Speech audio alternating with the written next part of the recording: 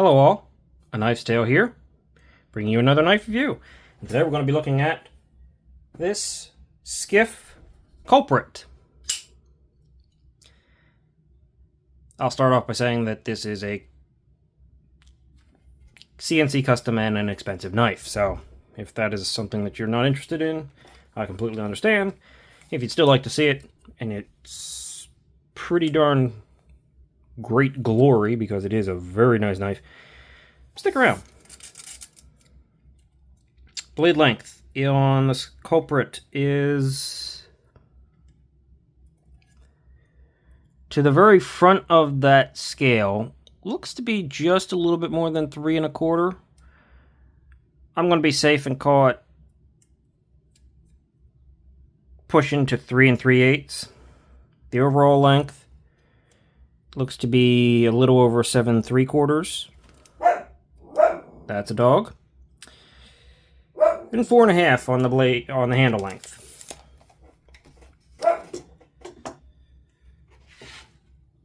Let's make a quick comparison here. Where are my comparison eyes? And what is that dog barking at? We will never know.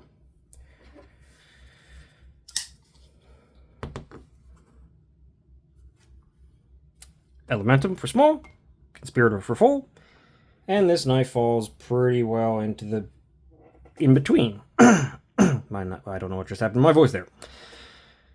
As you can see, the blade is, well, you might not be able to see it from an angle, but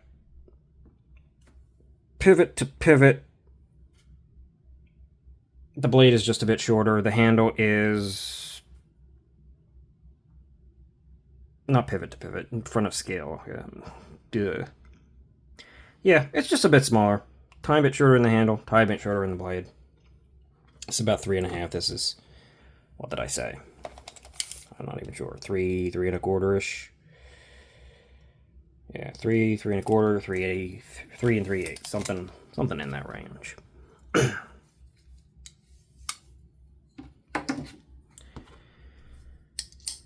This is not a particularly large knife, and it is not a particularly tall knife. It is pretty comparable to the Conspirator, and it is thinner than the Conspirator, as you can see. There is not... If you look at it, it is a little bit taller here than it is on the side. I don't know if I'd call that a contour, just a raised ridge. It's not contoured, it's flat mostly. But it's hard to tell because there's so much milling on this thing. And that's one of the great things about it. That milling. And that detent. And honestly, almost everything about this knife. Let us check the actual thickness of the handles. 440 thousandths, yes, considerably thinner than the Conspirator. That's about the same as the Elementum. So, yeah, pretty good there. The blade stock on this thing, however, is 155 thousandths. She got a decent blade stock. And beautifully finished with a ridiculously attractive hand satin. Like, this is a foggy kind of real crazy hand satin. I can't even get this thing to picture right.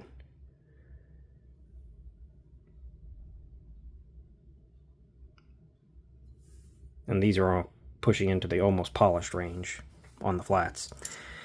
Behind the edge, despite that thick blade stock, we're looking at... Oh, no, that's a little bit too low. 15 thousandths? About that. This knife, let's see if I can get this thing to look straight down the barrel, is, as you can see, what appears to be a hollow ground. Though it will not focus at all. This knife is probably going to cause some issues with general... So yeah. General photographic nature of this knife is not great because it is so darn shiny and there are so many angles to pick up. But thick blade stock, thin behind the edge, hollow ground so it stays relatively thin. The one and only bad thing on this knife is the lack of sharpening choil and that the plunge grind is here. It hits the edge. You definitely need to cut in a sharpening choil. If you're going to use this thing to the point of needing to sharpen it regularly. I'm not using this thing very much at all. This is sort of a fancy carry, so yeah. I haven't had an issue with it.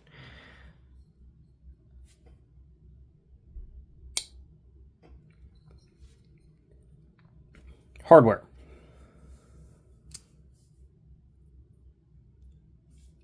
T8. Nope. Body screws. Pocket clip screws or T8s. I'm thinking that's a T10. Let us see if I'm completely off base. I am right on target. That is a T10 pivot. And even though it doesn't... I don't know if it's captured or not. I'm not going to find out. I don't want to mess with it. It's perfectly centered. It has remained perfectly centered. There is not a hint of play. Left, down, up, or right. It is just beautifully executed and beautifully finished and so smooth it's ridiculous. It is not drop shut, but it is so glassy smooth that it is ridiculous. Skiff, as you may or may not know, is a guy who makes bearings and other knife equipment. He also does CNC customs now and then, and his bearings are really prized because they're really, really good. And guess what this thing sports? His bearings and his fit and finish and all of the everything else around that. So everything is wonderful on this knife. let's just say that. It is, of course, on his bearing systems. It is a frame lock. Oh, you know what? I don't think I got a weight on this knife. I suppose before we move out of there, I should do that. Should I not? Weight on the Culprit. 4.4 ounces. So not an ounce an inch, not heavy to carry. But this thing's a full titanium frame lock with no Rio internal milling. So yeah, it's a bit heavier than other knives of this nature, but 4.4 ounces is not heavy to carry. It's totally reasonable, and even as a gentleman's carry, this thing is really, really nice.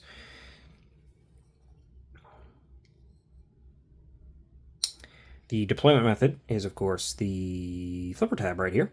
And yes, the flipper tab is a little bit dogged again. Wow, he's interested in something. The flipper tab is, while it is chamfered and softened, it is a little bit hard angles. That said, it is in no means uncomfortable. It is just a tiny bit pokey at the top. I wouldn't push button. No, that, you see, that's uncomfortable. This is a light switch.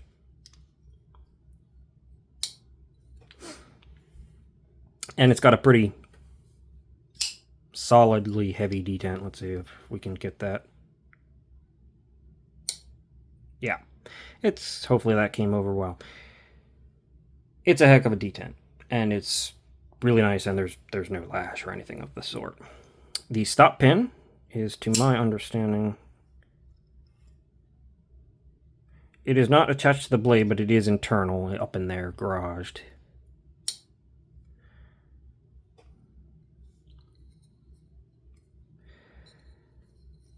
The ergos are wonderful. It's flat, but you've got good texture, you've got great shape. You can get up here, which is not bad. I would say I'm comfortable. No, I'm a little closer than I want to be, but I am comfortable to say that I don't feel like I'm going to slip up onto it. I can get a full 4-finger grip, and I still want to cut in that choil, but yeah. Back here, this is just, it's almost hand melting. You basically don't feel the clip. It just all sort of goes together. These are great ergos.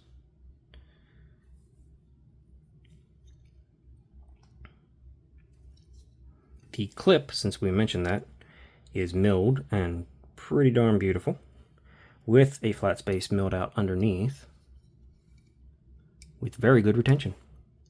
The clip on this knife works.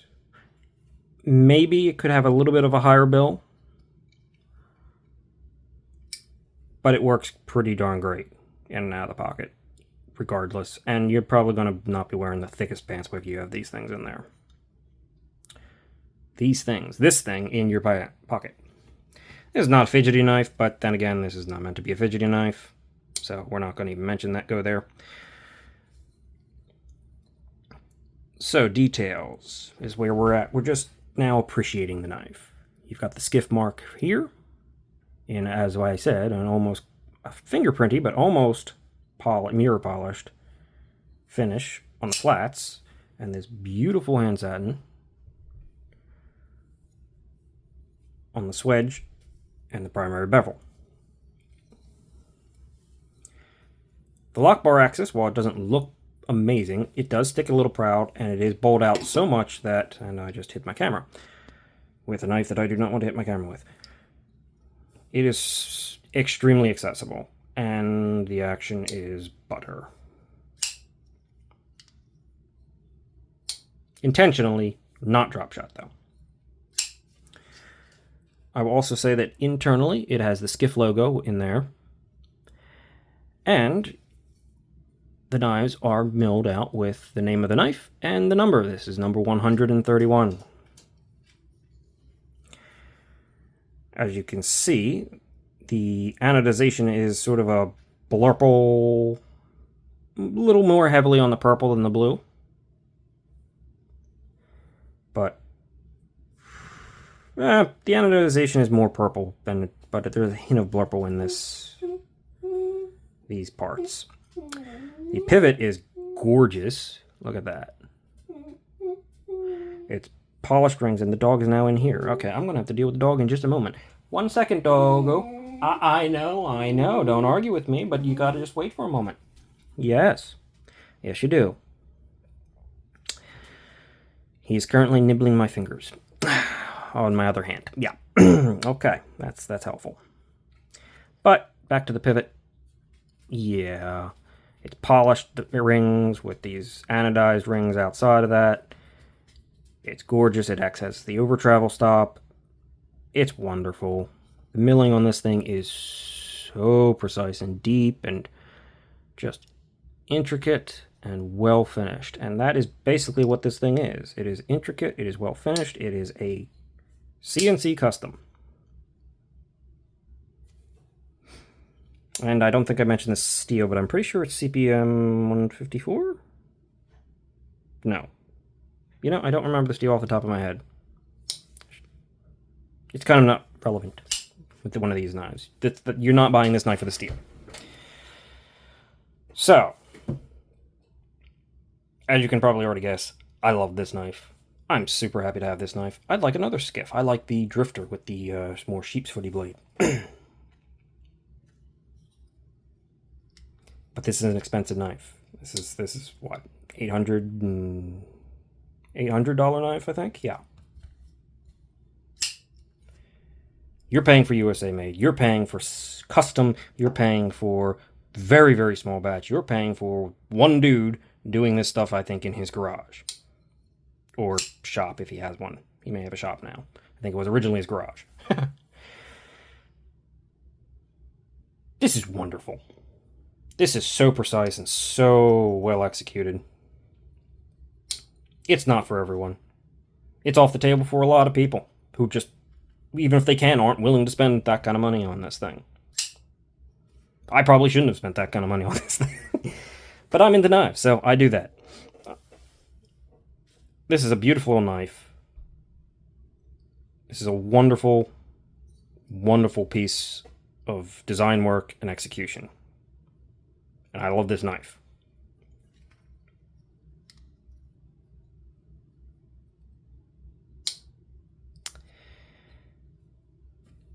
It's not for everybody.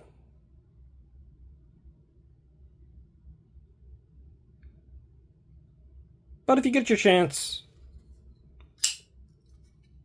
At least feel one out.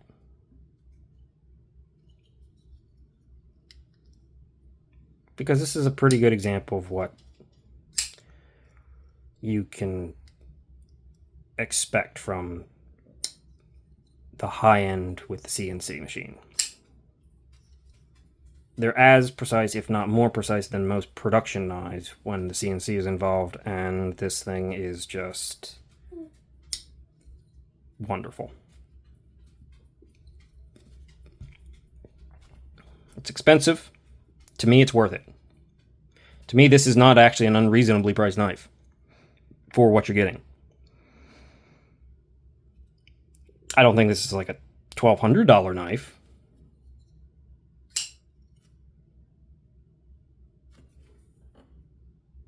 But this thing is worth its money. And I guess in that regard, if you're going for a knife of this tier and caliber, yeah, this would be something that might be interesting to look at and consider. So it's recommendable there, I suppose. But beyond that, this is just something beautiful to be enjoyed.